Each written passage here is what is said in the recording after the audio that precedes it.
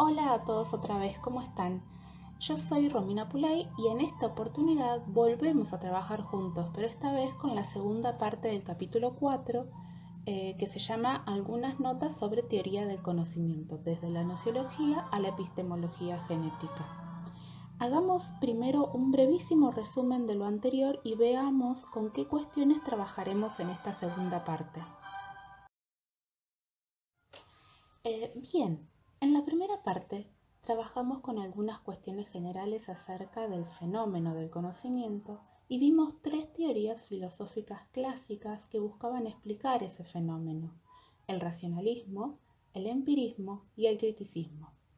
También vimos que cada una de esas perspectivas consideraba el sujeto cognoscente o el sujeto de conocimiento de un modo distinto, aunque en líneas generales podemos decir que tanto para Descartes, como exponente del racionalismo, como para Hume, exponente del empirismo, ese sujeto era pasivo en tanto recibía, al menos en una primera instancia, el objeto de conocimiento, las ideas innatas en el caso de Descartes y las impresiones en el caso de Hume. Kant, por su parte, cambia radicalmente el punto de vista y entiende que ese sujeto de conocimiento es activo, en tanto forma el fenómeno que sería el objeto de conocimiento. Vimos también que el sujeto de conocimiento con el que trabaja Kant es el sujeto trascendental, una estructura lógica, formal, a priori, que construye el fenómeno aplicando al material sensible las formas del espacio y tiempo y las categorías. En ese sentido, la teoría del conocimiento de Kant es una filosofía de la conciencia, en tanto el ser de las cosas, de los objetos, lo que los objetos sean, depende del sujeto. Ese sujeto trascendental no es, dijimos antes también, un sujeto empírico, yo, cualquiera de ustedes, el vecino, aunque cada uno de los sujetos empíricos y concretos, en tanto se trata de seres racionales, comparten esa estructura. Ahora bien, de lo que hablaremos a continuación, en primer lugar, es de cómo se da la constitución de ese sujeto empírico. Es decir, no lo vamos a considerar como algo obvio, algo dado, porque el sujeto que conoce, pero que también siente, imagina, toma decisiones, etc., es conformado, construido, si ustedes quieren, en la experiencia. En este caso veremos dos perspectivas generales acerca de esto. Por un lado, el papel del lenguaje en la constitución del sujeto y por otro, la lectura de la epistemología genética acerca de cómo se construye el sujeto en su relación con el mundo. Luego de estas dos perspectivas generales trabajaremos con la cuestión del conocimiento científico propiamente dicho y sus características. ¿Qué queremos decir con constitución del sujeto? Bueno, por empezar, fíjense que hablamos de constitución, es decir, asumimos que el sujeto concreto, es producido y es también transformable, ¿no? El sujeto se va conformando a través de diferentes procesos, no nace siendo el que es. Siempre tiene herramientas a partir de las cuales puede organizar y reorganizar sus ideas, representaciones o conceptos, tanto acerca de sí mismo como de los otros o del lugar que ocupa en el conjunto social y en el mundo natural. ¿Qué significa esto? Que el sujeto nace con cierta estructura biológica determinada, pero no es solamente eso, porque no es suficiente esa estructura. A lo largo del tiempo, el sujeto además va completándose en el sentido de que se vuelve capaz de pensar, representar, simbolizar, comunicar. Puede pasar revista a su biografía personal y social también. Puede construir sentidos, darle sentido a sus experiencias y puede, por ejemplo, juzgarse a sí mismo. Puede observarse, es capaz de reflexionar sobre sí mismo. Es decir, la subjetividad se expresa de distintas maneras, o en distintas maneras, mejor dicho, de vincularse consigo mismo y con los demás. En ese sentido, la subjetividad también se entrelaza con otras subjetividades en una intersubjetividad, ¿no? Esto significa que lo que somos, nuestro sí mismo, es fundamentalmente algo vinculante, algo relacional, que nos permite interactuar, porque es capaz de diferentes perspectivas frente a otros y frente a nosotros mismos. Teniendo en cuenta todo esto, podemos decir que en la formación del sujeto intervienen el lenguaje, la experiencia, el trabajo y la acción, ¿no? A partir de estos dos últimos, modifica el mundo natural en el que se encuentra y además a partir de la interacción con los demás. Y con esto, o a partir de esto, al mismo tiempo, se forma como sujeto, va construyéndose junto con otros, va construyendo además con otros el mundo cultural, que es un mundo simbólico, mediado por el lenguaje, por símbolos que representan cosas. Cuando el hombre nace, lo hace tanto en un mundo natural y físico, como en un mundo cultural, marcado o regido por normas, por convenciones. Y de ahí que ustedes tengan expresiones como las que tienen acá en esta filmina, la de Protágoras, para quien el hombre es la medida de todas las cosas, o Aristóteles, que piensa al hombre como un ser que posee logos, posee lenguaje, o Marx, para quien el ser humano se vincula tanto con la naturaleza como con la sociedad y se va haciendo en la medida en que ejerce una actividad productiva. A través del trabajo, dice Marx, el hombre se coloca en relación con la naturaleza y la modifica, y también se vincula con los demás hombres. En ese sentido, la historia del hombre es su historia, modificando la naturaleza y como ser social. Y en esa construcción del mundo, el lenguaje es fundamental. Ahora bien, dada la importancia del lenguaje en la conformación del sujeto, tanto a nivel individual como social, veamos algunas características del lenguaje vinculadas con esta cuestión. Por empezar, se trata de un instrumento simbólico, es decir, es una herramienta con la que podemos pensar, porque no hay pensamiento sin lenguaje, podemos comunicar a otros nuestras ideas, pero también, gracias al lenguaje, podemos entendernos a nosotros mismos, además de darnos a entender, porque nos permite clasificar, conceptualizar, significar. Y es simbólico porque encierra signos convencionales, aprendidos y compartidos, y que significan cosas. En ese sentido, ¿no? El lenguaje también es un código que permite comunicar, nos permite hacer lecturas e interpretaciones de nuestros propios actos, de nuestra propia vida, acerca del mundo que nos rodea, de quiénes somos, de quiénes son los demás. Nos permite obviamente transmitir nuestras ideas a los demás y que los otros a su vez nos transmitan información relativa al mundo y a sus propios estados mentales, por ejemplo. Todas estas interpretaciones, las nuestras y las ajenas, son mediadas, transmitidas siempre por el lenguaje. De modo que ese lenguaje, ¿no?, también muestra una evolución. Al principio, los hombres indicaban los objetos con el dedo, ¿bien? Luego fueron incorporando la representación de su mundo a través de imágenes, de íconos.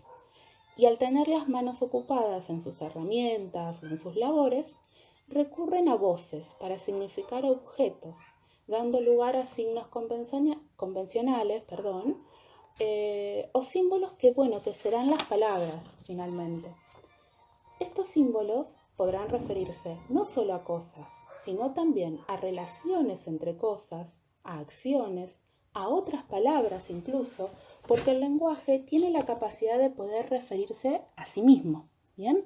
Dando lugar a que haya diferentes niveles del lenguaje. Al mismo tiempo, construye nuestra subjetividad, nuestra identidad, tanto individual como colectiva, porque en parte es heredado, nos viene dado por otros. Y no solamente eso, no solo recibimos las palabras con las que nos referimos a nuestros estados mentales, nuestros sentimientos, nuestros pensamientos, sino que también recibimos a través del lenguaje interpretaciones, formas de pensar y de hablar acerca del mundo y de cómo debe ser ese mundo. Otra cosa es que además el lenguaje es intersubjetivo, es decir, es compartido, no es privado. Nacemos en un mundo en el que ya hubo y hay, ¿no?, otras personas que lo construyeron a partir de sus acciones, por ejemplo. Y en ese sentido ya hay un lenguaje, pero permanentemente se va modificando en la conversación con nosotros, en el intercambio, en el diálogo con las demás personas. Nosotros también a su vez generamos nuevas interpretaciones y cambiamos las que recibimos. Todo el tiempo utilizamos palabras para referirnos a las cosas, pero también para afirmar, defender, para criticar, para rechazar lo que otros dicen. Entonces, a través del lenguaje le damos entidad a las cosas, hacemos visibles situaciones, personas. Todo lo que nos rodea está mediado por el lenguaje, por palabras, por símbolos. Y a partir de ellos, por otra parte, interpretamos y comprendemos a los demás, y los demás, como es de esperarse, nos comprenden a nosotros, de modo que se trata de un proceso recíproco y que todo el tiempo se está actualizando. Por eso decimos que los sujetos se constituyen intersubjetivamente en el lenguaje. Pero el lenguaje no es la única herramienta a través de la cual se constituye el sujeto. Y por eso traemos a continuación la perspectiva de la epistemología genética, para la cual el sujeto se constituye fundamentalmente a través de la acción. La epistemología genética es un programa de investigación presentado por Jean Piaget, un epistemólogo y biólogo suizo que vivió entre los años 1896 y 1980.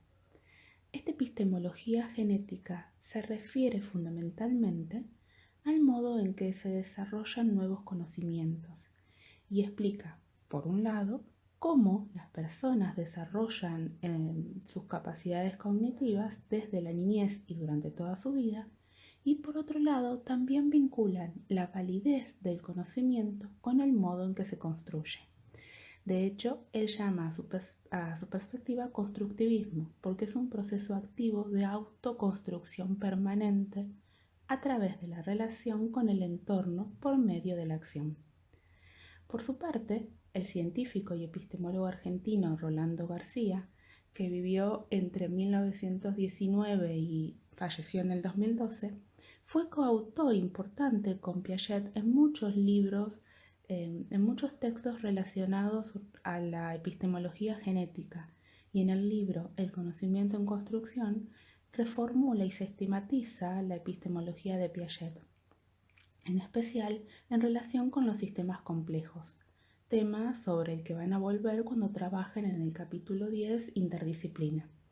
En este capítulo nosotros veremos cómo estos autores explican no solo el modo en que el sujeto conoce el mundo, sino también cómo ese sujeto se va conformando a sí mismo en el proceso.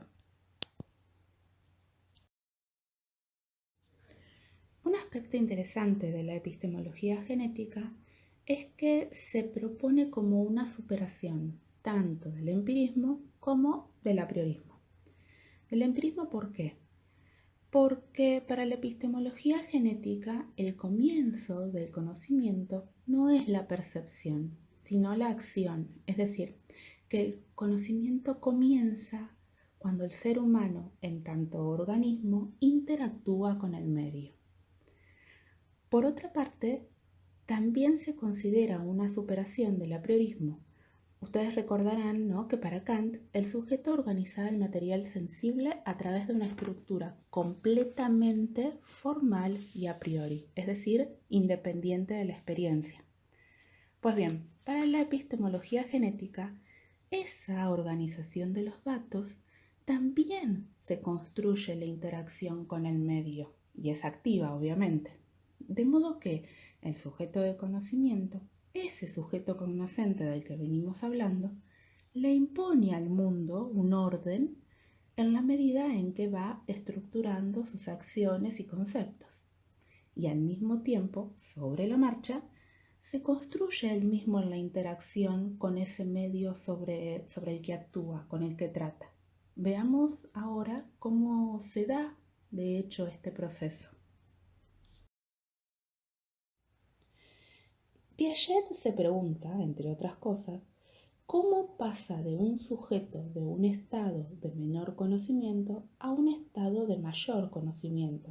Es decir, ¿cómo se pasa de un nivel de conocimiento en el que no se es capaz de resolver ciertos problemas o contestar ciertas cuestiones a otro nivel en el que el mismo sujeto puede resolver fácilmente aquello que antes no podía? ¿Bien?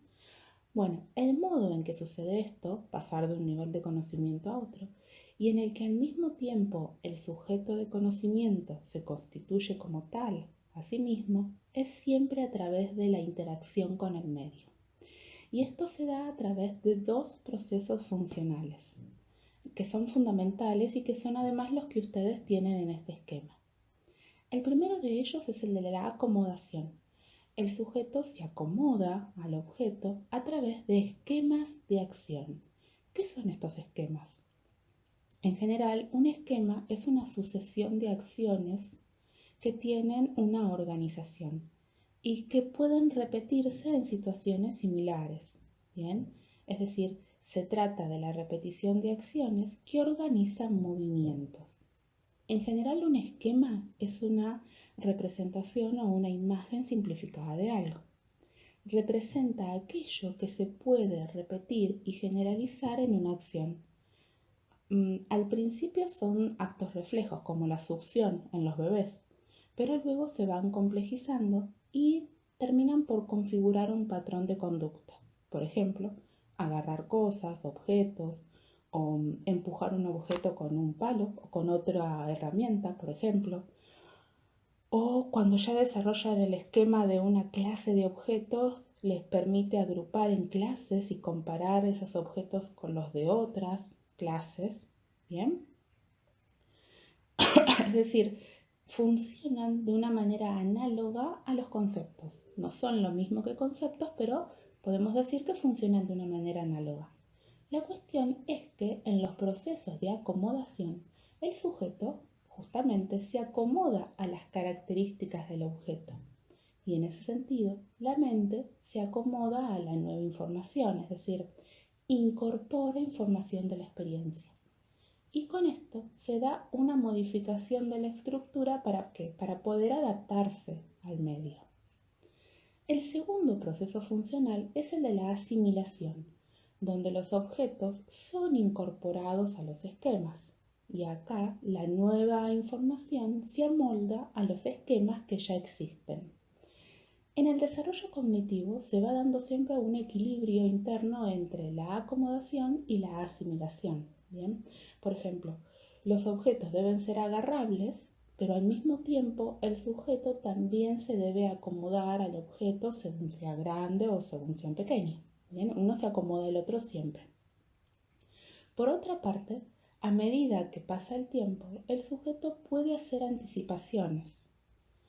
Por ejemplo, el niño puede pasar de empujo esta pelota y se mueve a si empujo X cosa se moverá, es decir, puede trasladar esa situación de la pelota a otros objetos. Esto significa que hace una abstracción y aplica ese esquema a otras situaciones similares. ¿Bien? Y a medida que se van dando los distintos procesos de abstracción, se constituye la inteligencia. Mediante la acción, el sujeto va construyendo lo que sabe del mundo y al mismo tiempo construye su lógica, sus conceptualizaciones.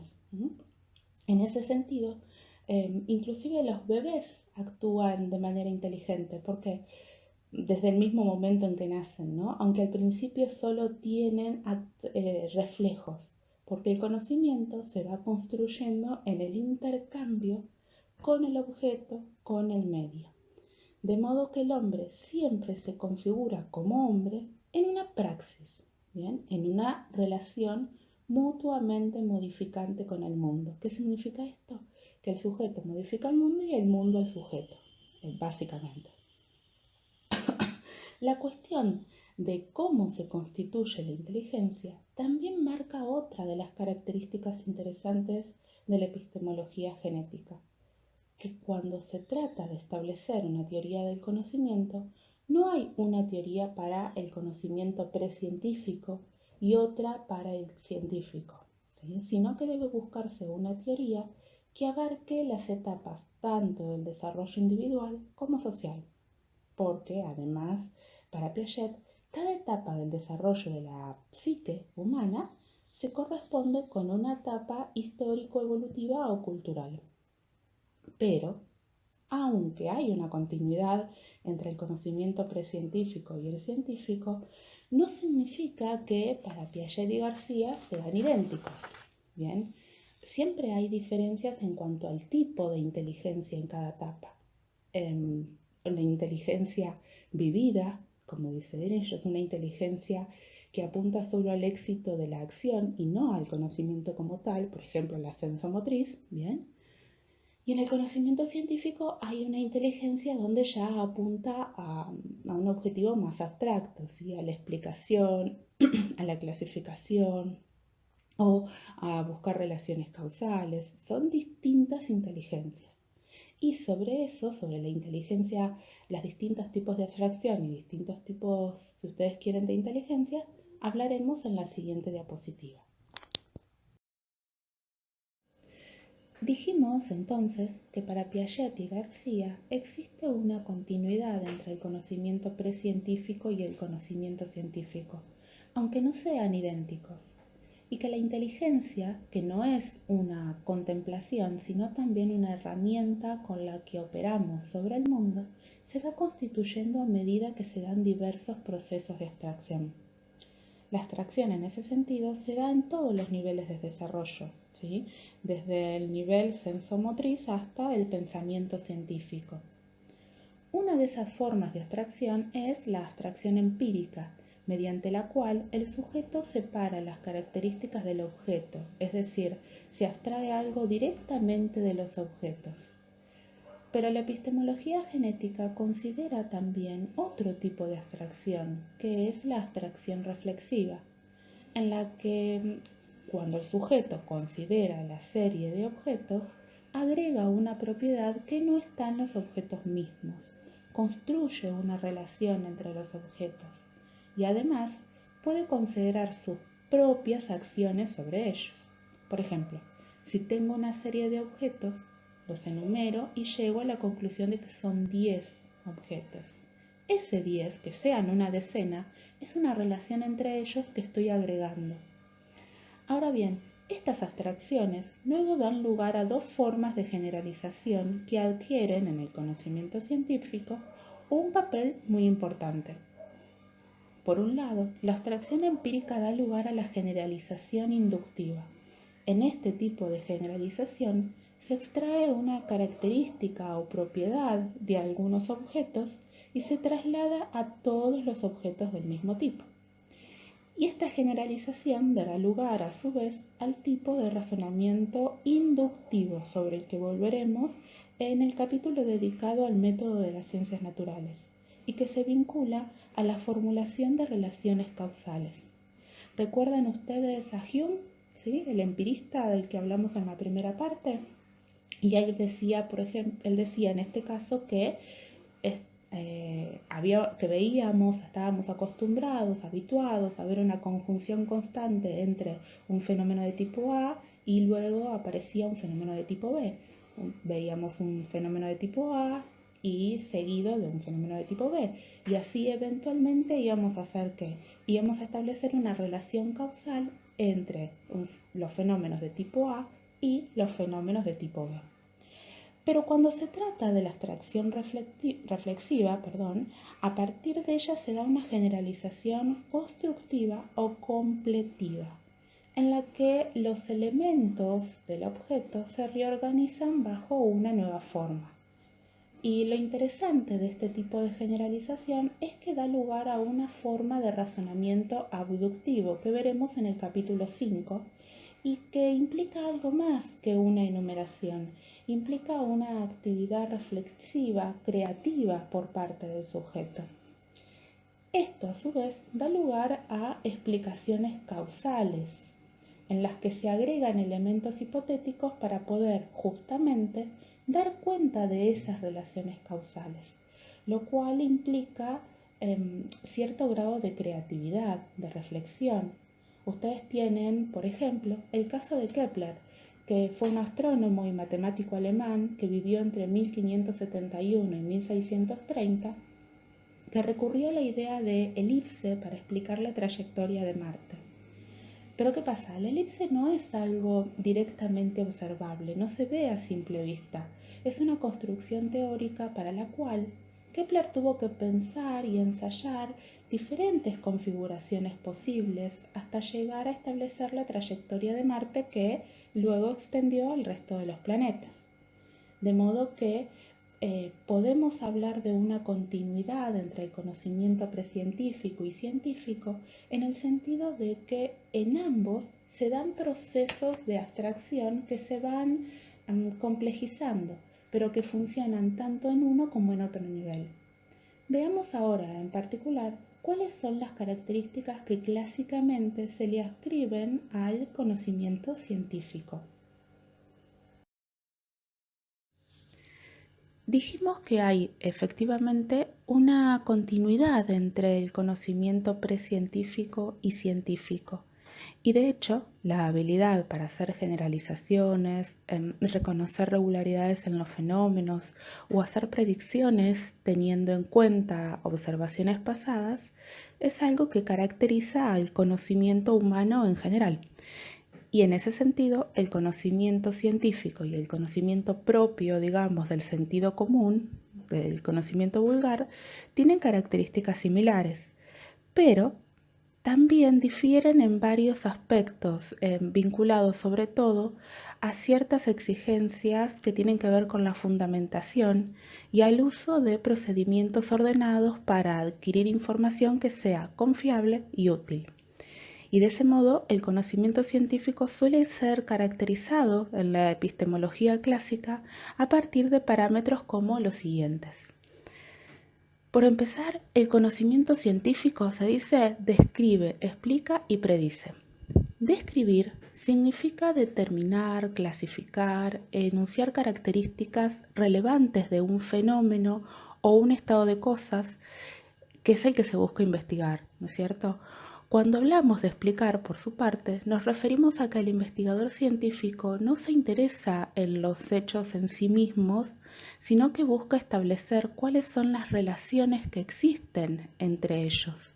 Y en ese sentido, el conocimiento científico busca subsumir, se dice, un hecho particular a una ley, es decir, considera ese hecho, ese caso particular, como sometido a una ley o un principio general. Y en cuanto a predecir, en virtud de la descripción y la explicación, es decir, de haber comprendido cómo se dio un fenómeno, puede anticipar que ese fenómeno se dará bajo tales o cuales condiciones, o incluso puede hacer una retrodicción, es decir, explicar de qué modo sucedió un fenómeno, como en el caso de las explicaciones relativas a la extinción de los dinosaurios, por ejemplo. Por otra parte, también se entiende que el conocimiento científico es crítico y analítico. Esto significa que al analizar, lo que hace es separar las distintas partes, los distintos elementos del recorte de la realidad que va a estudiar, y los examina siempre a partir de argumentos racionales. También se entiende que se trata de un conocimiento metódico y sistemático, es decir, los planteos de los estudios científicos son planificados y el científico, el investigador, sigue una serie de reglas establecidas en el campo disciplinar en el que trabaja, en cuanto a la recolección de datos, la formulación de hipótesis, la puesta a prueba o la producción de teorías, es decir, sigue una serie de procedimientos, un método justamente determinado. En cuanto a sistemático, equivale a que la ciencia no es simplemente una suma, un agregado de informaciones, de datos inconexos, en donde cada investigación es individual y aislada, sino que se trata de justamente un sistema donde las ideas están conectadas lógicamente entre sí. Que sea controlable significa que se deben establecer parámetros que permitan verificar o refutar las proposiciones científicas. Es decir, que haya una instancia fáctica, un juicio fácticos a partir de los cuales se puedan poner a prueba, justamente se puedan controlar las proposiciones científicas. El término unificado se refiere a que la ciencia busca principios generales para explicar una diversidad de fenómenos y también tiene que ver con la exigencia de que dentro de cada disciplina científica se maneje el mismo sistema de signos, se precisen significados y se establezcan los diversos métodos o tipos de métodos, mejor dicho, que se van a utilizar. Que sea lógicamente consistente tiene que ver con la exigencia de que las teorías científicas mantengan rigor lógico, esto es, que no caigan en contradicciones y mantengan una coherencia interna. Por otra parte, el conocimiento científico debe ser comunicable, es decir, los descubrimientos y avances obtenidos en las investigaciones científicas no pueden quedarse en el ámbito privado. Por el contrario, siempre deben publicitarse, primero al interior de la comunidad científica y más tarde al conjunto de la sociedad. Además, al conocimiento científico se le exige la utilización de un lenguaje que sea preciso, que evite la vaguedad, es decir, se le exige que determine claramente el significado de los términos. Y también se le pide que evite la ambigüedad o inexactitud, es decir, que sea unívoco en cuanto a los términos que refieren a más de un significado. A esto se agrega que el conocimiento científico busca ser objetivo, esto es, que por empezar haya una correspondencia entre los conceptos y las cosas que se pretenden estudiar. Es decir, los conceptos serán objetivos en la medida en que se asemejen a lo que buscan representar. Pero además, se entiende que el investigador busca quitarle a la investigación cualquier elemento subjetivo o al menos busca dar una correcta descripción de la realidad. También esta noción de objetividad se asocia a la idea de que las proposiciones científicas deben estar formuladas de tal modo que otros investigadores puedan reproducir el experimento y puedan someterlo a prueba. Bien.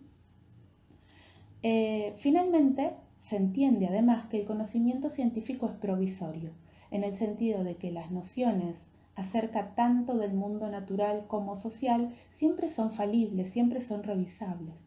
Siempre existe la posibilidad de que surja una nueva producción o información teórica que muestren que las ideas que se mantuvieron hasta el momento son inadecuadas.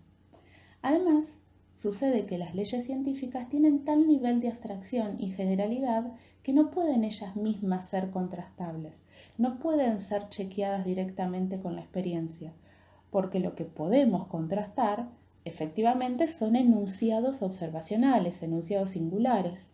De modo que una ley científica, en tanto es universal y válida para todos los casos posibles, nunca puede ser contrastada o comparada con la experiencia. Así que siempre queda abierta la posibilidad de que una contrastación empírica en el futuro la refute.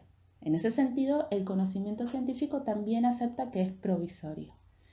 Estas son las características más generales acerca del conocimiento científico y que ustedes van a ver que aparecen en los sucesivos capítulos de una forma u otra. A veces las citamos para reafirmarlas y otras veces para criticarlas. Bueno, eso es todo para este capítulo. Espero que les haya servido y recuerden que en cualquier caso siempre pueden consultar con sus profesores si necesitan alguna aclaración al respecto.